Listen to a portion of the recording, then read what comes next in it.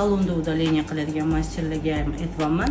Mashqgacha o'chirasizlar, dalshi o'chira olmaysizlar. Bitta qoshni oxirigacha o'chirishni o'rganinglar. Masterlarning juda ham ko'pi lazer udalение qiladigan masterlar haqida gapiryapman.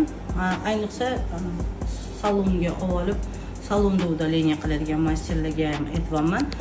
Masterlar ba'zi bir обучениeni olinglar, chunki sizlar qoshni mana shunaqa holatga keltiryapsizlar. Masalan, bitta udalение bo'lgan, bu qiziq qoshi, undan keyin lazerga borganman, hech qanaqa udalение bo'lmagan deyapti.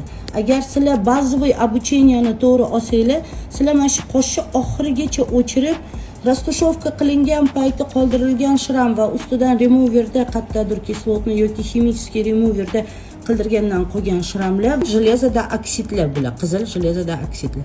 Mashqgacha o'chirasizlar, dalshi o'chira olmaysizlar. O'shani dalshi o'chirish uchun bitta klientni boshqa joyga jo'natib yubormasligi uchun, klient sarson bo'lib boshqa yoqdan najot qidirib yurmasligi uchun bitta qoshni oxirigacha o'chirishni o'rganinglar. Mana shunaqa qilib, keyin bizga reabilitatsiyaga yuborishadi. Nonna akademiya qoshlarni reanimatsiyasi bo'lib qoldi. Ya'ni bir marta, ikki marta lazerda o'chirib beryapsizlar, oxirgi shu holatga kelganda уже bular qidirib Instagramda ko'rib bizga kelishyapti. Agar sizlar bazoviy обучение olsanglar pa udalение apparat sotib olibsizlar.